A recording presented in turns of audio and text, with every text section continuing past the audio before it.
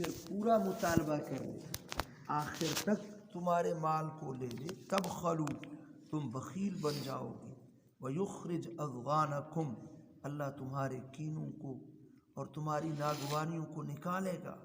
ہاں انتم ہؤلاء تدعون یہی تم لوگ ہو خبردار جنہیں تمہیں پکارا جاتا ہے کہ اللہ کی راہ میں خرچ کرو، بعد تم میں سے کنجوسی کرتے ہیں، بخل کرتے ہیں۔ جو بخل کرتا ہے اپنے نفس کی طرف سے کرتا ہے، اس کا وبال اسی کو پہنچے گا۔ واللہ الغنی اللہ بے پرواہ ہے، کسی کا محتاج نہیں۔ وانتم الفقراء تم سب محتاج ہو۔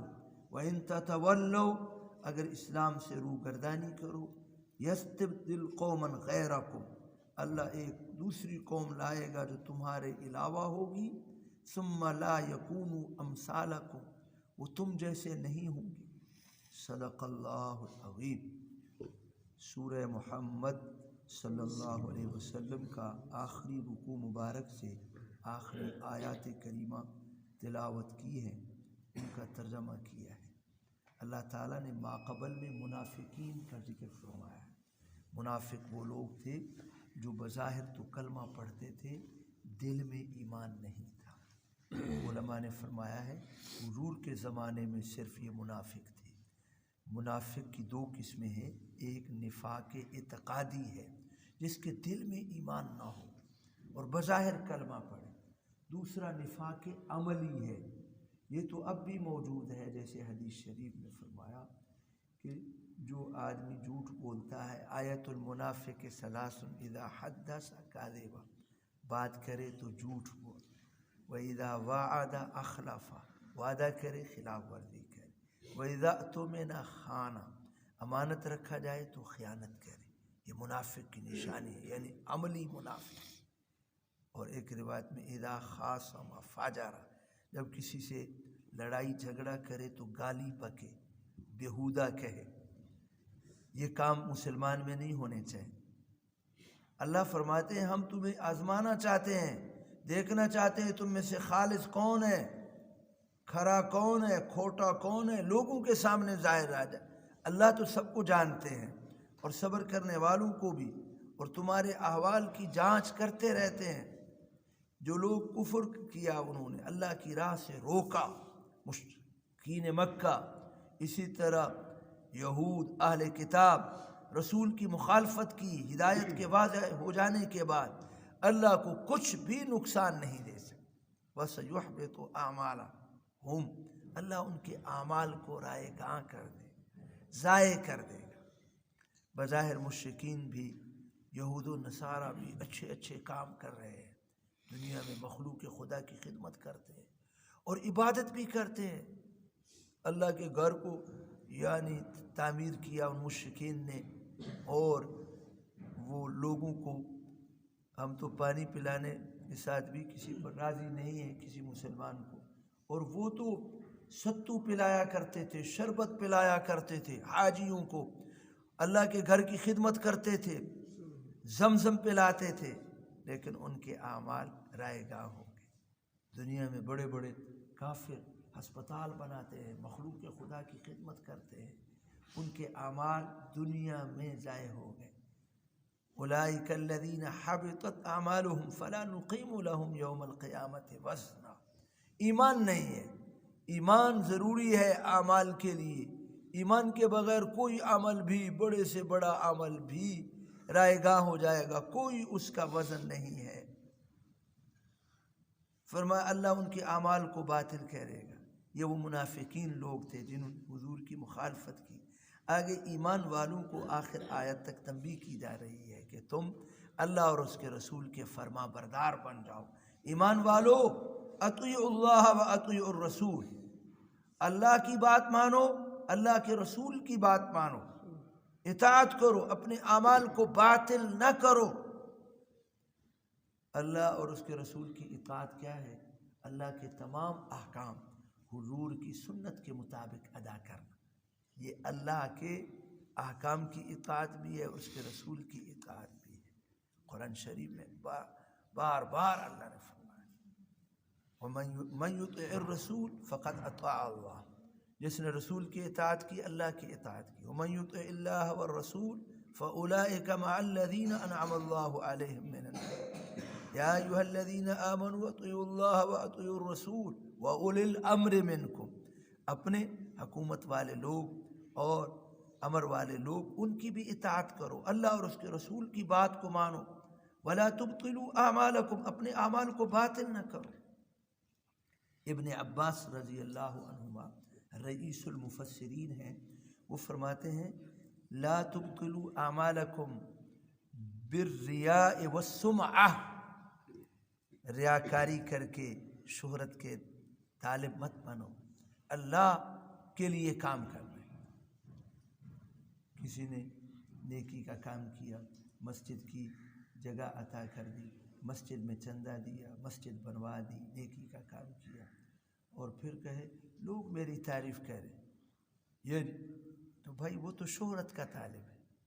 اللہ کی رضا کے لیے میں نے اتنا چندہ دیا ہے، میں نے اتنا مولویوں کو دیا ہے، میں نے اتنا فقیروں کو دیا ہے، میں نے فلاں جگہ بھائی تجھے کہنے کی کیا ضرورت ہے؟ اللہ کے بندے، اللہ کے لیے تو نے کیا ہے. اللہ کو معلوم ہے کہ اس بندے نے اللہ کی رضا کے لیے بڑے بڑے اعمال ہیں، ریاکاری کے ساتھ باطل ہو جاتے. فرمایا من صلی یرائی فقط اشرک، نماز پڑھی دکھلاوے کے لیے، لوگ کہیں بھئی یہ نماز پڑھ رہا ہے، کہیں میرے اوپر کفر کا فتویٰ نہ لگا دی. نہیں، نماز پڑھنی ہے تو پورے طور پر پڑھو. بعض لوگ صرف ایک نماز پڑھ لیتے ہیں، فجر کی نماز. بھئی صرف فجر کی نماز فرض نہیں ہے، ساری نمازیں ہی فرض ہیں. وہ کہتے ہیں بھئی حاضری ہماری لگ جائے، چلو نماز پڑھتے ہیں، لیکن اللہ کے لیے پڑھنی ہے تو ساری پڑھیں. یہ نہیں اوہو آج نماز نہیں پڑھی، وہ کیا ہو گیا تھا؟ وہ یار کام پڑ گیا. خدا کے بندے سب سے بڑا کام تو یہی ہے نماز. وہ کدھر چلا گیا تھا؟ ڈنگر ڈھوروں کی کرنی تھی، وہ دکان کھولنی تھی. بھائی خدا کے بندے اللہ کے لیے پڑھنی ہے، ساری نمازیں پڑھیں. اہتمام، استقامت یہ دین کے اندر ہے. ٹائم مل گیا پڑھ، نہیں ملا بس نہیں پڑھی، یہ تو کوئی نہیں ہے نماز. نماز وہ ہے جو استقامت کے ساتھ سارے کام. استقامت کا من دین کے کام میں ڈٹ جانا. ایمان لائے اس پر استقامت، اعمال شروع کیے اس پر استقامت. تھوڑا عمل ہو اور اس پر ہمیشگی کے ساتھ کیا جائے، یہ بہتر ہے اس سے کہ ایک آدمی ایک دن تو سارا دن مسجد میں رہے اور ساری نفلیں پڑھتا رہے، دوسرے دن چھٹی. یا نہیں. تو عرض کر رہا تھا، فرمایا اللہ کے احکام کو بجا لانا اور اس کے رسول صلی اللہ علیہ وسلم کی اطاعت کرنا، آپ کی تمام سنت کے مطابق عمل کرنا ہے. تو یہ اللہ اور اس کے رسول کی اطاعت ہمیشہ کرتے رہنا ہے. اللہ اور اس کے رسول کے اللہ کے تمام احکام باطل نہیں کرنا. ایک تفسیر کے مطابق بالسمعۃ والریا، شہرت اور ریاکاری کے ساتھ. نماز پڑھی ریاکاری کے لیے باطل ہو. من ساما یرائی فقط اشرک، روزہ رکھا ریاکاری کے لیے شرک کیا. اور تصدق یرائی فقط اشرک. حضور نے فرمایا تمہارے اوپر میں بڑے شرک کا خوف اتنا نہیں کرتا، شرک اصغر کا خوف کرتا ہوں. پوچھا کہ شرک اصغر کیا ہے؟ الریا، ریاکاری، دکھلاوے کے لیے کام. اللہ ہم سب کو محفوظ. ایک قول. دوسرا قول حضرت عبداللہ ابن عمر فرماتے ہیں اس کا مطلب یہ ہے کہ اپنے اعمال کو بڑے گناہ کر کے باطل نہ کرو.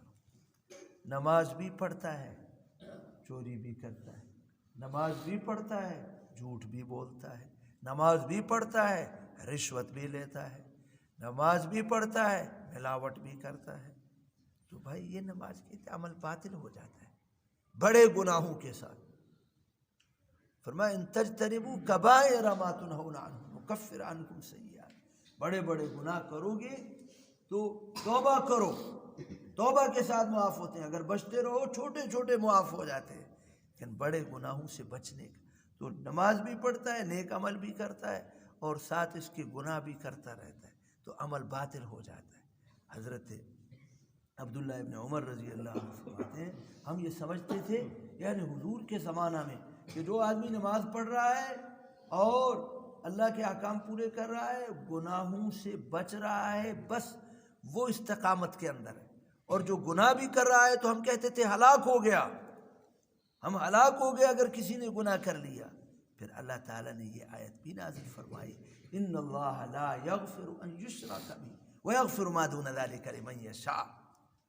اللہ شرک کو تو معاف نہیں کریں گے، مشرک کی بخشش نہیں ہے، اس کے علاوہ جس کو چاہے معاف فرما دیں۔ بڑے گناہ بھی اللہ معاف فرما سکتے ہیں، لیکن آدمی کوشش کرے ان سے بچنے کی۔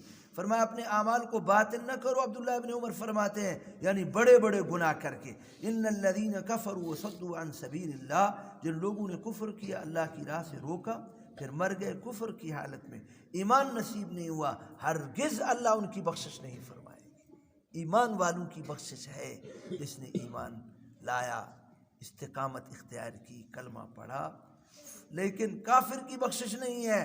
فلا تہنوا، ایمان والوں کو کہا جا رہا ہے ہمت نہ ہارو، سستی مت دکھاؤ، اور صلح کی طرف کافروں کو مت بلاؤ، تمہارا غلبہ ہوگا۔ اگر تم ایمان والے ہو اللہ تمہارے ساتھ ہے، تمہارے اعمال میں کمی نہیں کرے۔ ولا تہنوا ولا تحزنوا وانتم الاعلون ان کنتم مؤمنین، سورہ آل عمران میں فرمایا، وہاں بھی یہی لفظ ہے کہ تم ہمت نہ ہارو اور سستی نہ کرو، تمہارا غلبہ ہوگا اگر ایمان تمہارا پکا ہے، اللہ تمہارے ساتھ ہے، اللہ کی مدد تمہارے ساتھ ہے۔ دنیا کی زندگی کھیل تماشا ہے بھائی، یہ چند دن کی زندگی ہے۔ بچے ہیں وہ چھوٹے چھوٹے بچے ہوتے ہیں نا، تو وہ گولیاں بھی کھیلتے ہیں اور مکان بھی بنا لیتے ہیں، پھر آپس میں لڑتے ہیں۔ وہ یہ پرانے زمانے میں ہمارے مفتی شفیع صاحب رحمۃ اللہ علیہ نے لکھا ہے، ہم نے بھی دیکھا ہے، وہ کانے کا ایک کھیل تھا، کہتے وہ کھیلا کرتے تھے، اور کانے آج کل تو یہ گولیاں ہیں، چدے ہیں اور اس طرح کی، تو وہ کانوں کے ساتھ کھیلا کرتے۔ کہہ رہے میرے بھائی کے ساتھ ہم کھیل رہے تھے تو وہ ایک دفعہ وہ جیت گیا، میرے کانے لے گیا، پتہ نہیں کہتے اتنا مجھے افسوس ہوا، وہ یہ اتنا، اب بعد میں جب سوچتا ہوں تو ہنسی آتی ہے کہ دیکھو ایک کانوں کا کھیل تھا، اس پر اتنا افسوس ہو رہا ہے۔ تو دنیا کی زندگی بھائی یہ کھیل تماشا ہے، ایمان اور اعمال صالحہ کام آئیں گے۔ اللہ نے جس مقصد کے لیے ہمیں پیدا کیا اس کو بھول گئے ہیں، بس یہ ریت کے اوپر اور اس مٹی کے اوپر محنت کر رہے ہیں، جو اصل چیز ہے اس کو بھول گئے ہیں۔ فرمایا تمہاری دنیا کی زندگی کھیل تماشا ہے۔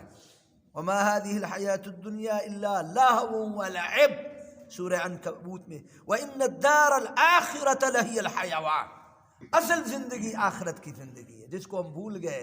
لو كانوا يعلمون، کافر تو ویسے بھول گئے اور ایمان والے بھی بس کلمہ پڑھ لیا جی ٹھیک ہے بخشے جائیں گے، نہیں بھائی اللہ کے احکام پورے کرنے ہیں۔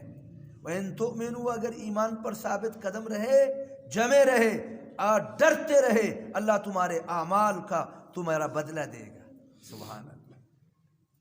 تقوی کیا ہے؟ ایک مختصر بات کہتا ہوں، سارے ہی یاد کر لیں، میں اپنی یاد دہانی کے لیے کہہ رہا ہوں۔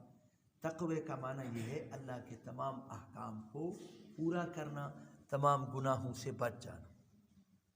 دوبارہ کرو، کیا کہا؟ تقوی کیا ہے؟ اللہ کے تمام احکام کو بجا لانا، تمام معاصی اور گناہوں سے رک جانا، یہ تقوی ہے۔ آپ سب بھی، میں بھی یہ کام کر لوں کہ اللہ کے تمام احکام پورے کرنے ہیں نبی کے طریقے کے مطابق، اور تمام گناہوں سے بچنا ہے، تو متقی ہو گئے، اللہ کے ولی ہو گئے۔ الا ان اولیاء اللہ لا خوف علیہم ولا هم يحزنون الذین آمنوا وكانوا يتقون، اللہ کے ولی ہوئی ہے جو ایمان لائے، تقوی اختیار کیا، بچتے رہے۔ اوے یہ گناہ کا کام تو نہیں ہے، مسلمان کا کام یہ پوچھے بھائی یہ کام گناہ کا تو نہیں، یہ ہم نے کیا ہے؟ وہ ہمارے استاد صاحب تھے، ان سے کوئی پوچھتا تھا کہ بھائی یہ کام جائز ہے ناجائز ہے؟ تو فرماتے بھائی سارے کام کوئی ہم جائز کر رہے ہیں، تو مطلب کیا ہے کہ جائز ناجائز تو وہ پوچھے جس کو ناجائز نہیں کرنا، جس نے کرنا ہی ہے بس مولوی صاحب نے کہہ دیا ہے بھائی ٹھیک ہے یار یہ کر لے۔ اب شادیوں پر، ہماری شادی مکمل نہیں ہوتی جب تک ڈھول نہ ہو۔ وہ اتنا غریب ہو گیا تو ڈھول بھی نہیں بلایا اور کنجر بھی نہیں بلائے، کنجریاں بھی نہیں بلائی، بڑے بڑے وہ ہمارے مومن لوگ بھی ہوتے ہیں جی، تو وہ کہتے ہیں بھائی یار مزہ نہیں آیا ایسی، یار کیا ہے یہ کوئی شادی ہے؟ شادی تو سادگی کے ساتھ ہوتی ہے۔ اللہ کے نبی نے بھی شادیاں فرمائی ہیں، اپنی بچیوں کی بھی فرمائی، اپنی بھی فرمائی۔ تو ہم اس بات کو دیکھیں کہ بھائی نبی کی سنت ہے، اگر تم ایمان پر ثابت قدم رہے اور ڈرتے رہے، اللہ تمہارے اعمال کا تمہیں اجر عطا فرمائے گا، اور تمہارے مال تم سے، اللہ تمہارے تمام مال کا سوال نہیں کرتا۔ ولا یسألکم اموالکم کی کئی تفسیریں فرمائی ہیں مفسرین نے۔ ایک قول یہ ہے کہ اللہ تمہارے سارے مال کو تم سے نہیں مانگتا۔ وہ 40واں حصہ ہے، وہ چھوٹے مال کی زکوٰۃ کتنی ہے بتاؤ؟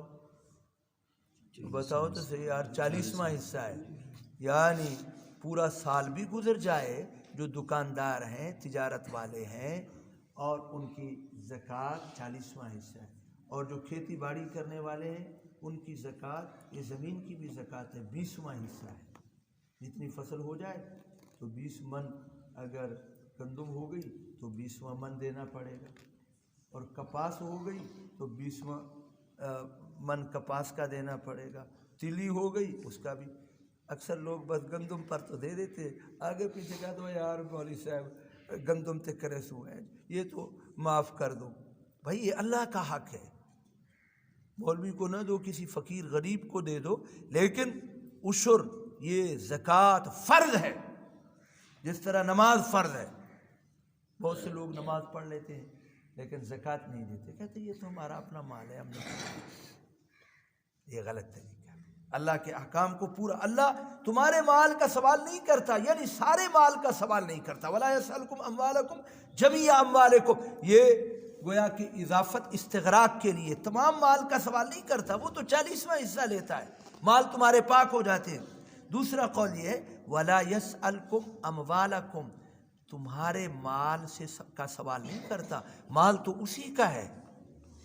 اللہ فرماتے ہیں خرچ کرو وانفقوا مما رزقناکم، ہمارے دیے ہوئے مال سے خرچ کرو، مال تمہارا کہاں ہے؟ ومما رزقناہم ینفقون، جو ہم نے ان کو دیا اس سے خرچ کرتے ہیں، یہ تمہارا مال نہیں ہے، تمہارے مال کا تو سوال نہیں کرتا، مال تو اسی کا ہے۔ فی الحقیقت مالک ہر شے خدا است، این امانت چند روزہ نزد ما است، اس وقت پتہ چلے گا جب ہماری آنکھیں بند ہوں گی، کہتے ہیں میرا ہے میرا ہے میرا، تیرا کیا ہے؟ کچھ بھی نہیں ہے۔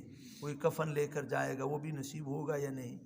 6 فٹ کی جگہ پتہ نہیں وہ بھی نصیب ہوگی یا نہیں؟ یہی کہتا ہے سارا میرا ہے میرا، تیرا کچھ بھی نہیں ہے۔ اللہ فرماتے تمہارے مال کا سوال نہیں کرتا، یہ مال تو اسی کا ہے، اس نے تمہیں دیا ہے، وہ اپنے مال کا سوال کر رہا ہے۔